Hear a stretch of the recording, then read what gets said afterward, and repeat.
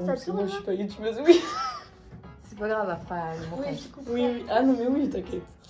Donc bonjour à tous, je suis Jade Besson, chargée de communication et de marketing pour JC Confection. Et aujourd'hui, on est réunis toutes les trois pour vous parler du concours Meilleur Apprenti de France et surtout du parcours de Juliette qui va se présenter également. Donc bonjour, je m'appelle Juliette Courant et je suis en apprentissage à JC Confection en bac professionnel du coup, en alternance. Et j'ai eu l'occasion de participer au concours du meilleur apprenti de France. Bonjour, je suis Frédérique Faucon, je suis la tutrice et la formatrice de Juliette dans l'entreprise et j'ai aussi le poste d'agent des méthodes. Là, l'idée, c'est que tu nous parles un petit peu de ce que c'est, si tu es capable d'expliquer vraiment le concours. Je pense que tu l'expliqueras mieux que moi. Ok. Donc, nous t'écoutons. Donc le concours Meilleur Apprenti de France, c'est un concours qui est ouvert à tous les jeunes qui sont en études de couture jusqu'à 21 ans, il me semble. Et c'est ouvert donc à toute la France, c'est un concours national. Quand Juliette a fait sa demande pour le MAF, on a reçu un message de l'école nous demandant si on acceptait, si la direction acceptait que Juliette participe au MAF. Donc on remercie aussi Davy d'avoir accepté que Juliette puisse participer au MAF et le réaliser au sein de l'entreprise. Parce que les entreprises ont le droit de refuser la participation au MAF. Puisqu'en fonction de la fabrication, c'est aussi du temps à passer avec le formateur pour pouvoir étudier les points clés, les difficultés. Et du coup, Juliette, le sujet cette année donc du concours pour l'épreuve de couture, c'était quoi? Donc il fallait faire une jupe en jean. Et donc, tu avais des spécificités qui étaient imposées et des choses où tu étais plus libre sur la jupe, où vraiment tout le monde avait les mêmes tissus, les mêmes... Tout est imposé. Alors tout est imposé, voilà. Pour que tout le monde soit jugé équitablement, on doit respecter à la lettre toutes les consignes de couture de la jupe. La partie un peu plus libre, je dirais, c'était le dossier. On avait les informations qu'il fallait mettre dedans, mais après la présentation et tout ça, c'était nous qui choisissions. La page de présentation, moi j'ai choisi de la faire à la main, voilà. J'ai brodé sur ma page de présentation pour faire un rappel de la couture, j'aimais bien. Et après aussi, pour la pochette du dossier, c'était totalement libre, on faisait ce qu'on voulait. On allait juste faire une pochette pour le dossier. Attends, je réfléchis parce que j'avais d'autres questions, mais ça me sortit la tête. En bobine. Ça va te revenir. Déjà, donc quand j'ai reçu le dossier, donc on a tout un dossier qui nous explique les étapes de fabrication de la jupe, le placement pour la coupe, etc. Donc je l'ai relu plusieurs fois d'affilée pour bien m'imprégner, comprendre tout ce qu'il disait. On a fait une toile. Tu nous expliques, Fred, ce que c'est la toile? Alors une toile, c'est une pièce d'essai ou un proto pour valider la fabrication, voir si c'était correct. On a coupé une toile de base sur la même valeur, avec les mêmes valeurs de couture, le même process, puisqu'il y avait deux matières, il y avait du imprimé et de l'uni, donc on a essayé de faire la même chose pour avoir un rendu identique et se rendre compte des difficultés, des choses qu'on pouvait apporter pour faciliter la fabrication et qu'on puisse derrière avoir quelque chose de correct quand on a fini la pièce finale. Okay. Ça m'a beaucoup aidé de faire une toile avant parce qu'il y avait des choses que j'avais jamais faites sur la jupe, particulièrement la poche passe-poilée. Je dirais que j'ai quand même beaucoup sollicité Fred pendant la fabrication puisque j'avais tout le temps des doutes en fait. Je savais comment faire les étapes mais j'avais besoin de la confirmation pour être sûre. Il y a eu beaucoup de points mains sur cette jupe, c'était vraiment très long, il y avait toute une ceinture à rabattre et tout en informe. Donc ça j'ai bien aimé, j'aime bien les points mains. Tu nous expliques ce que c'est la poche passe-poilée du coup? C'est une poche, c'est pas la poche plaquée, parce que la poche plaquée du coup elle est apparente sur l'endroit. Tandis que la poche passe-poilée, on a souvent ça au niveau du dos, des pantalons ou même souvent ça peut être des vestes au niveau de la poitrine. Et, donc ça fait comme une sorte de petite languette et la poche elle est à l'intérieur. D'accord.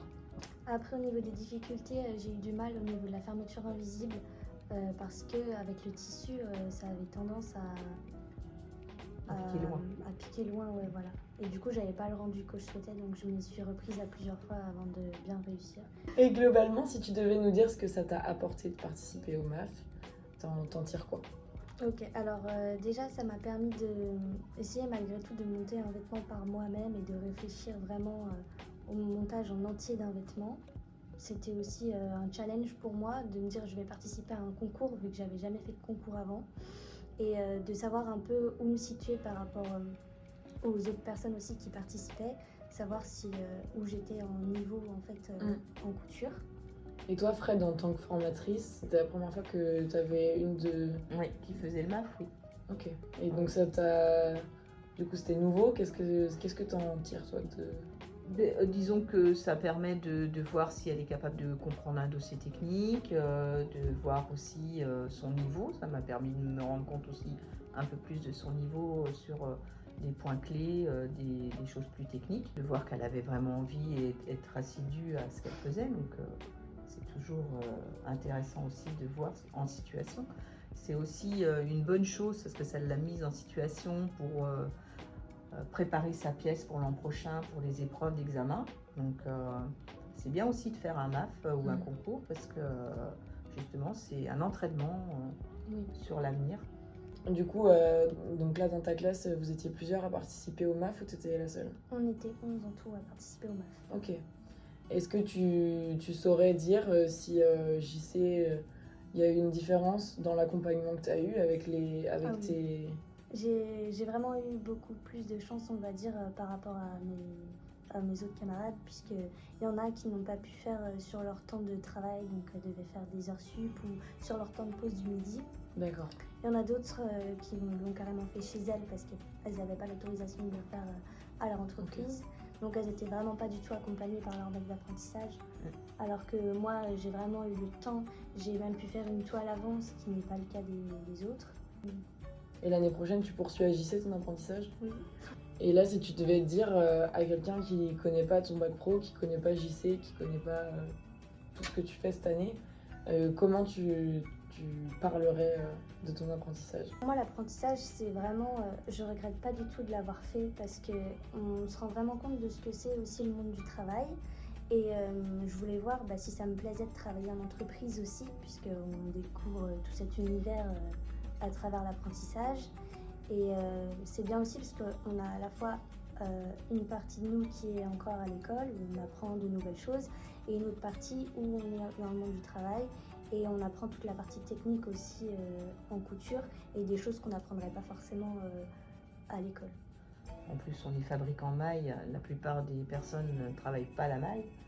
Donc c'est un plus aussi pour elles, puisque savoir travailler la maille, c'est toujours plus difficile que travailler chez les femmes, à mon sens. Parce que là, du coup, pour expliquer un peu ce que tu fais, là, tu travailles aussi à la production quand tu es en apprentissage ici.